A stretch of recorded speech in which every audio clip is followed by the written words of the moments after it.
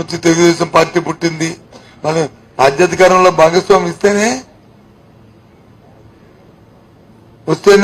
వారి తాలూకు కార్యక్రమాలు వాళ్ళకి కావాల్సిన అవసరాలని వాళ్ళు ప్రభుత్వాలతో మాట్లాడుకుని నాయకత్వాలతో మాట్లాడుకుని వారి అవసరాలు తీర్చుకోవడానికి అవకాశం ఉంటుంది. వారి కార్యక్రమాలు చేయడం ఉంటుంది.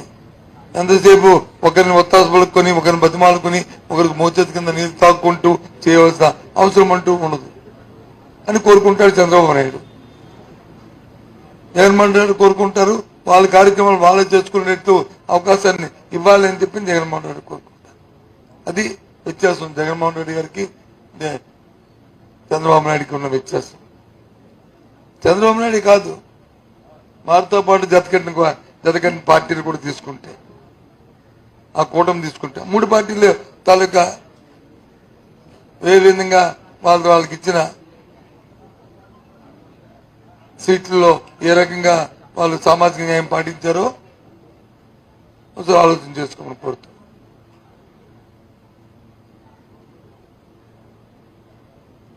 పవన్ కళ్యాణ్ గారు 2 సీట్లు ఇస్తే 2 సీట్లు 1 కూడా బీసీ లేదు.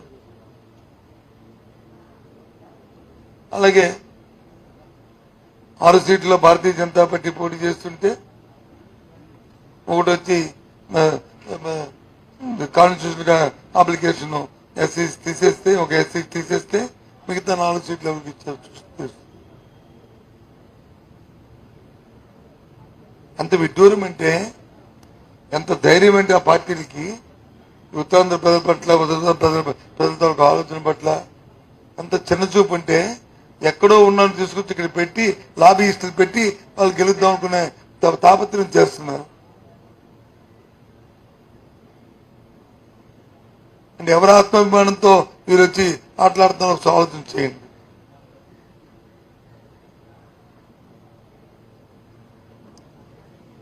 ప్రజలందరూ చూస్తూ, ఈ ఉత్తరాంధ్ర ప్రజలందరూ ఊరికే చూస్తూ ఏదో మురుకుంటారు అనుకుంటే ప్రమాదం. తప్పు, ఇది క్షమించిన నేరం. ప్రజాస్వామ్యంలో ఎక్కడైనా పోటీ చేయొచ్చు, నేను కాదన్నా. ఎవరైనా పోటీ చేయొచ్చు, కాదన్నా. ఓటు హక్కుంటే చాలు. పార్లమెంట్కి దేశంలో ఎక్కడున్న ఓటు ఉన్నాయి, ఎక్కడి నుంచి పోటీ చేయొచ్చు, నేను కాదన్నా. ఒక స్పాన్సర్ సపోర్టర్ నామినేషన్ చేస్తే వాడిని సపోర్ట్ చేసిన వ్యక్తుంటే చాలు. కానీ వాళ్ళు ఏదో నేషనల్ లీడర్ అయ్యి, లేదో ఈ స్వాతంత్ర్యంలో ఉన్న కుటుంబం అయి, ఏదో ఆ ప్రాంతాల్లో వచ్చి ఏదో ఉద్యమాలు నిర్వర్తించిన వ్యక్తులైతే పర్వాలే. ఏంటిది? ఎక్కడికి వెళ్తుంది వ్యవహారం? చాలా ప్రమాదకరమైన పరిస్థితులు ప్రజలందరూ అర్థం చేసుకోవాలని కోరుతున్నాను. ముఖ్యంగా ఉత్తరాంధ్ర ప్రజలందరూ కూడా చాలా స్వామ్యులు, చాలా శాంతికాముకులు, లా బైండింగ్ ఉన్నవాళ్ళు, చట్టాన్ని గౌరవించేవాళ్ళు, ఆప్యాయత అనురాగాలతో ఉన్నవాళ్ళు, కుటుంబాలతో సంబంధాలు అనుబంధాలు ఉన్నవాళ్ళు. ఇలాంటి వాతావరణాన్ని పొల్యూట్ చేయడానికి ఇలాంటి లాబీయిస్టులు తీసుకొచ్చి పెడితే నేను సమాధానం అని చెప్తాను. దాన్ని పూర్తిగా వాళ్ళు ప్రజాస్వామ్యంలో వాళ్ళు ఇష్టమైనప్పటికీ కూడా మా తాలూ పటిష్టమని చెప్తున్నాం. జగన్ గారు అందరూ ఒకటి చెప్తా ఉన్నారు, ఇప్పుడు వచ్చే ఎన్నికలంటే పేదలకి పెత్తందారులకి జరుగుతున్న యుద్ధం అంటారు. జగన్ గారి పేదలు వాళ్ళు ఒక్కొక్క ఎమ్మెల్యే అభ్యర్థిని చూపిస్తాను, ఒక్కరికి 200-400 కోట్లు ఆస్తుంది. పాపం ఈ అభ్యర్థి అంతంత మాత్రమే, ఈ అభ్యర్థికి ఆస్తి అంతంత మాత్రమే. అంతంత అంటే ఎంతో మనకు అర్థం కావట్లేదు. ఆయన అంతంత ఎంతో మనకు తెలియట్లా. పాపం వాళ్ళ సాక్షి పేపర్ కూడా చాలా పేద పేపరు. వాళ్ళ భారతీయ సిమెంట్స్ కూడా చాలా పేద సిమెంట్ ఫ్యాక్టరీ. వాళ్ళ సజ్జల గారు కూడా చాలా పేద వ్యక్తి. వాళ్ళ మిథున్ రెడ్డి గారు ఈ రోజున 60 నియోజకవర్గాల్లో అడ్డగోలుగా దోచేసిన ఆస్తిని ఈ రోజున ఎలక్షన్లు ఖర్చు పెడతా ఉన్నారు. 20,000 కోట్ల దోచేసిన జగన్ గారు కూడా చాలా పేదవాడు, మనమే పెద్దదాను. 600 కోట్ల రూపాయలు సిద్ధం బోర్డులకే ఖర్చు పెట్టిన జగన్ గారు కూడా పాపం నిజంగా పేదవాడు. జేపీ వెంచర్స్, మనకు తీరాల్లో మన గ్రామాల్లో ఉన్న ఇసుకని మట్టిని దోచేసిన జేపీ వెంచర్స్ కూడా జగన్ గారి బినామీ కంపెనీలు, అవి కూడా పేద కంపెనీలే. పెద్దిరెడ్డి గారి, మిథున్ రెడ్డి గారి, మిగతా ఉంటారు కదా, వాళ్ళందరూ కూడా పేదవాళ్ళు. ఎమ్మెల్యే కూడా లేని నేను పెత్తందారంట. ఒక్క ఎమ్మెల్యే కూడా లేడు నా పక్కన. మేబీ మీ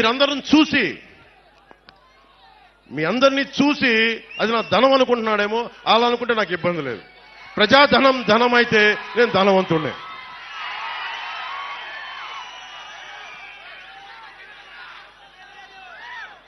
ఆయన 2, వైసీపీ పాలనలో అవినీతి లేదు.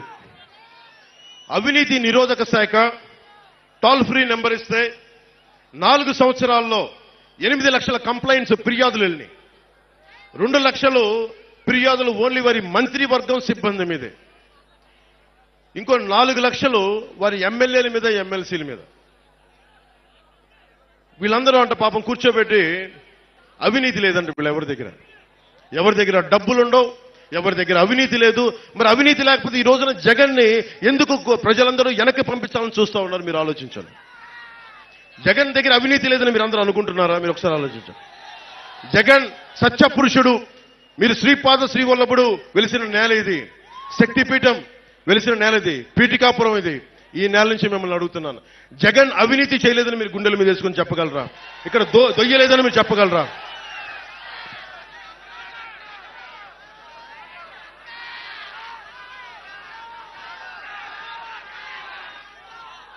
జగన్ పాలనలో 219 దేవాలయాలని అపవిత్రం చేశారు, ఛిద్రం చేశారు. మొట్టమొదట స్టార్ట్ అయింది, మనం మర్చిపోకూడదు, అది పిఠాపురంలోనే మొదలైంది. ఆ రోజున కరోనా సమయంలో నేను ఒకటే పెద్ద ఎక్కువ మాట్లాడాలి. నేను ఎందుకు దేవాలయాల గురించి కానీ, మస్జిదుల గురించి కానీ, చర్చిల గురించి కానీ, సున్నితమైన అంశాలు ఇవి చాలా సున్నితంగా మాట్లాడతాను. నేను అది ఎందుకు మాట్లాడతానంటే, తప్పు చేసిన వాడికి శిక్ష పడాలి. జగన్ 219 ఆలయాలు, వారి నాయకులు వస్తే ఒకటే అడగండి అమ్మా. వంగ గీత గారు వస్తే ఒకటే అడగండి. 219 ఆలయాలని ధ్వంసం చేశారు కదా, అపవిత్రం చేశారు కదా, ఎంతమంది దోషుల్ని పట్టుకున్నారని అడగండి. అలాగే మనకి పిఠాపురంలో ఇక్కడికి దేవాలయాలని, విగ్రహాలని అపవిత్రం చేస్తే ఆ దోషుల్ని ఎందుకు పట్టుకోలేదని కూడా అడగండి. మనకి కాకినాడలో శివాలయంలో ఈ మధ్యనే పూజారిని, వైసీపీ నాయకుడు అనుచరుడు, ఆ మాఫియా డాన్ అనుచరుడు శివాలయం పూజారిని, అర్చక సమాజాన్ని చొక్కా పట్టుకొని కొట్టారు. మొత్తం పాపం ఆ కండువా తీసుకొని చాలా ఇబ్బంది, భక్తులు చూస్తుండగా కొట్టారు. భీమవరంలో యజ్ఞోపవీతం తెంపేశారు. అంత అహంకారులు వీళ్ళు. పెత్తందారి అహంకారం అంటే ఇది పెత్తందారి అహంకారం. యజ్ఞోపవీతాన్ని తెంపేసే అహంకారులు వీళ్ళు పెత్తందారులు. ఎంత మతం, తలకి మతం ఎక్కకపోతే తప్ప ఇలాంటి పిచ్చి పనులు చేయరు వీళ్ళు. వీళ్ళ గద్దె దించాల్సిన సమయం ఆసనమే.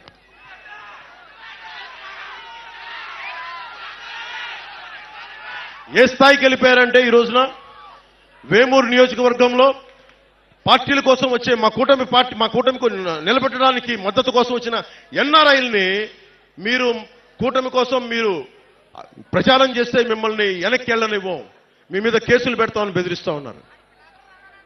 వాళ్ళు పిఠాపురం కాదు, ఆంధ్రాలో ఎక్కడికి వెళ్ళా రమ్మని చెప్తాం, తరిమి కొడతాం ఇలాంటి పిచ్చి మాటలు మాట్లాడితే.